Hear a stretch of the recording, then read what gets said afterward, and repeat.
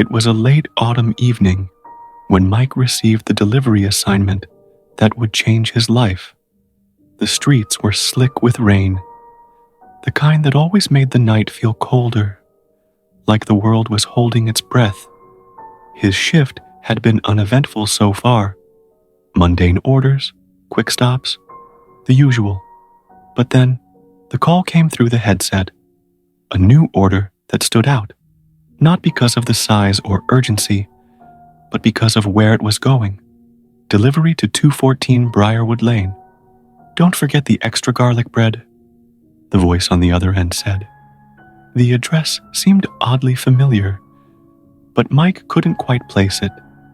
He didn't think much of it at first.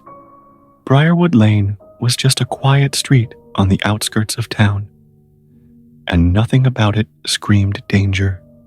As he loaded the warm pizza and the extra side of garlic bread into the delivery bag, the hairs on the back of his neck tingled. It was a small thing, but enough to make him pause. The street outside was almost deserted, the headlights of his car slicing through the heavy mist that clung to the road. His car's tires made a soft, slapping noise against the wet pavement, and the wipers worked tirelessly to keep the windshield clear.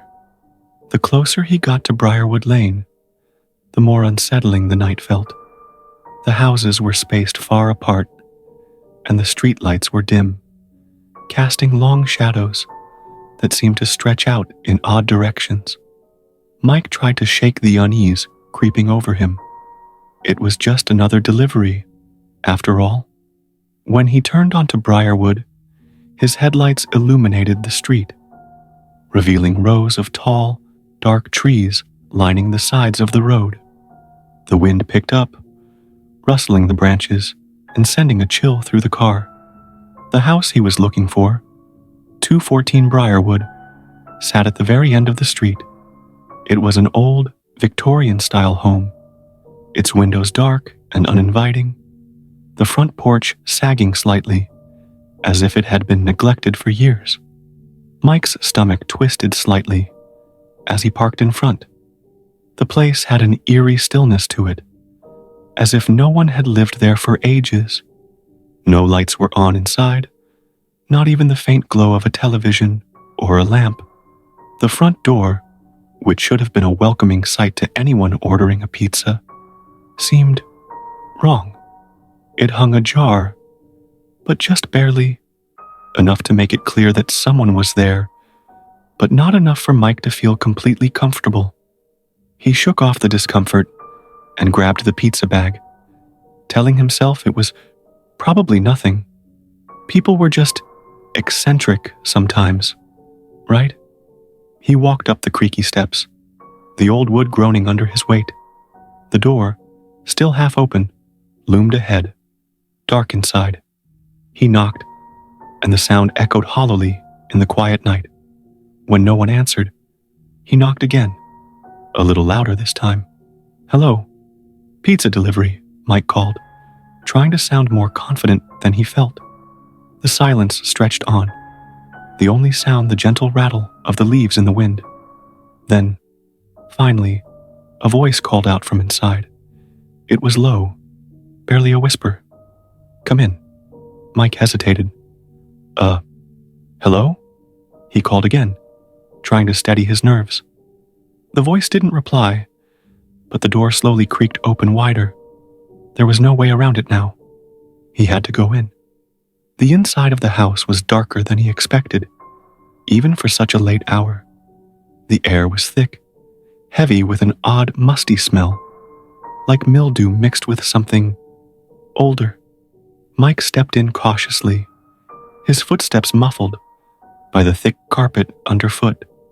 He scanned the foyer, seeing nothing but shadows that seemed to move out of the corners of his eyes.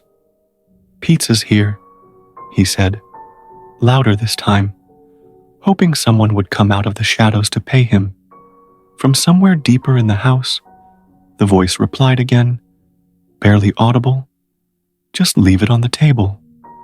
Mike's heart began to beat faster. There was something unsettling about the way the voice sounded. Detached, hollow. He tried to ignore the creeping sense of dread rising in his chest and made his way down the long hallway toward the kitchen. The room was dim, lit only by the soft glow of a single flickering light above. On the table sat a strange arrangement of items, a collection of old, dusty books, strange symbols sketched in chalk on the floor, and a chair. The chair was positioned directly across from where the pizza should be placed. Mike felt his breath catch in his throat. The air grew even colder, and for a moment, he thought he saw movement in the shadows. He tried to rationalize it, just his imagination, running wild. But when he set the pizza down on the table, he caught sight of something in the corner of the room. It was a figure, tall, gaunt, wearing a long dark coat. But the figure was not standing. It was kneeling, hunched over, its back to him. Mike froze, his hand still on the pizza box, his breath coming in shallow gasps. "Are you okay?"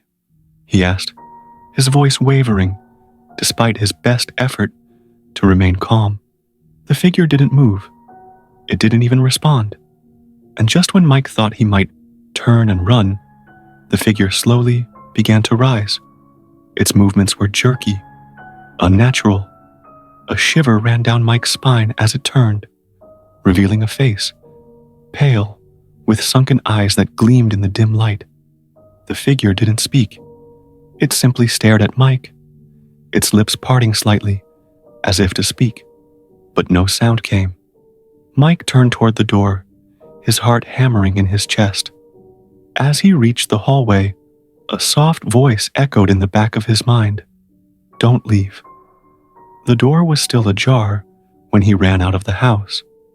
His car felt like miles away, but somehow he found himself in the driver's seat, his hands shaking as he started the engine. He glanced back at the house, the front door still open, waiting, and that was when he heard the faintest sound from behind him.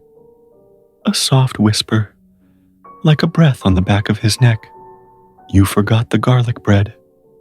The sound of the wind howling drowned out everything else as Mike sped away, his heart racing. He didn't know what he had just witnessed, or who, or what, was in that house. But he knew one thing for sure. He would never return to 214 Briarwood Lane, not for any pizza delivery. And he certainly wouldn't forget the garlic bread.